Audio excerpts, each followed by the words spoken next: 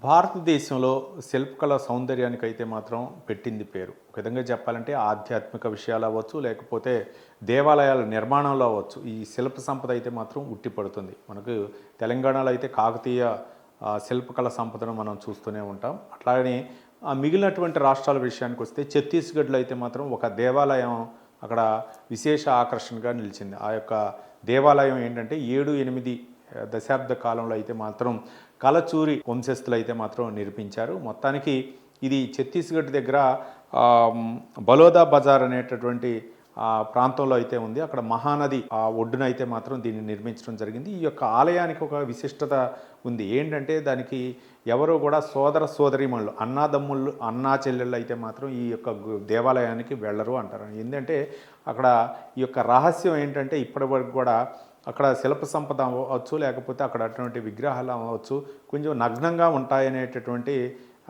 Talk అనమాట ఆ యొక్క విగ్రహాలు. కాబట్టి అన్నాదమ్ములు, సోదర సోదరీమణులు ఎవరో కూడా ఆ విగ్రహాలు చూడటానికి మాత్రం అట్లా వెళ్ళరు. ఎవరైనా సరే సపరేట్గా వెళ్ళి చూడాల్సిందే తప్ప. ఎందుకంటే నారాయణ అనేటటువంటి శిల్పి ఆ యొక్క దేవాలయాన్ని నిర్మిస్తున్నారు. ఆ యొక్క గోపురం నిర్మిస్తున్నటువంటి క్రమంలో అర్ధరాత్రి అనమాట, నగ్నంగా నిర్మిస్తున్నటువంటి క్రమంలో ఆ శిల్పి భార్య ఆయనకి ఆహారాన్ని తీసుకొని ఒకసారిగా వెళ్ళటంతో ఆయన నగ్నంగా ఆలయాన్ని నిర్మిస్తున్నటువంటి దృశ్యాన్ని చూడటంతో ఒక్కసారిగా ఆయనకి అవమానంగా భావించాడు ఆ శిల్పి. అవమానంగా భావించి ఆ యొక్క ఆలయ గోపురం నుంచి అయితే మాత్రం దూకి కిందపడి చనిపోవడం జరిగింది. ఇది ఆలయం వెనక అనమాట. ఒక్కొక్క ఆలయానికి ఒక్కొక్క విశిష్ట చరిత్ర ఉంటుంది.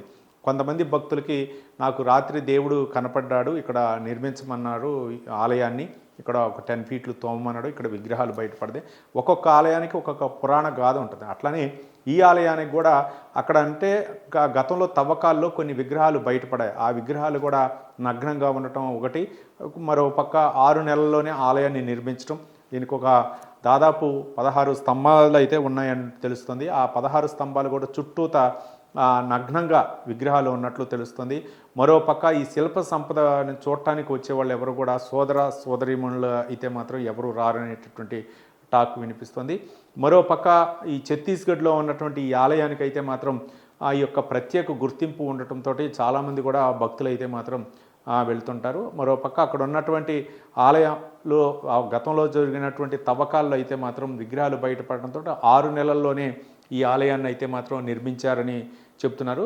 అంటే మరో పక్క అక్కడ జరుగుతున్నటువంటి పూజలు అవ్వచ్చు, లేకపోతే అక్కడ ఉన్నటువంటి కార్యక్రమాలు అవ్వచ్చు దేవాలయంలో మొత్తానికి ఈ అంటే నగ్నంగా ఉన్నటువంటి ఆ యొక్క చిత్రాలే ఉండటంతో ఎవరూ కూడా అన్నా చెల్లెలు వెళ్ళరనేటటువంటి ఈ యొక్క దేవాలయాన్ని అయితే మాత్రం ఇప్పుడు హాట్ టాపిక్గా మారింది.